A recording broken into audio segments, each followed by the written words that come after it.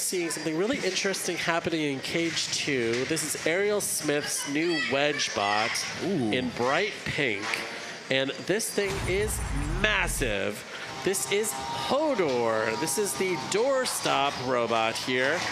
This is a scaled-up version of their ant-weight-ish mini-bot that they ran in 2023 that was surprisingly effective, and they said, well, let's make it a 3-pounder. And it is an absolutely massive 3-pounder.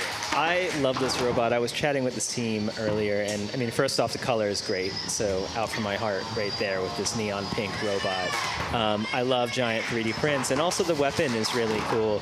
It can lift the entire robot up itself, or it can just lift it up as a little arm. So that arm can go down or up. So really nice looking lifter here, and just the overwhelming size. It's hard to fight against something like that. You know, it's surprising to go up against a robot so big.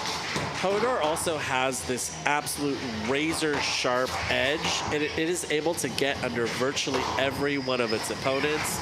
You can see that here. Taking suggestions is running up that ramp consistently. And really what Ariel needs to do is have that arm, you know, pop her opponent in the air.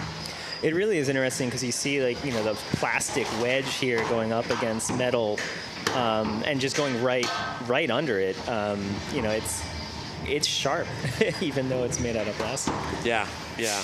You see that right there. She just effortlessly drives under her opponent, even though this is an undercutter, which is pretty amazing, and really it doesn't look like she's taking any damage at all. When you have a bot winning the ground game like this, it's hard to fight against. I mean, what do you do if you're taking suggestions here, and every time you go at the opponent, you're just flying up the ramp?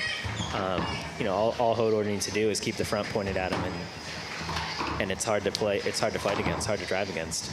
Now, Ariel is one of the founding members of Team Pandemonium, which just grows at every single one of these competitions. She ran Beetlejuice last year, which was a qualifier for the finals.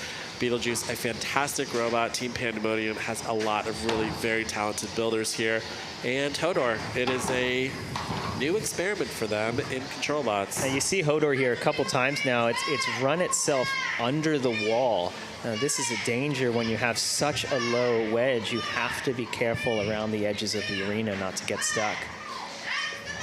All right, this one will go to the judges. They're going to make it to the end, but it doesn't look good when you get stuck.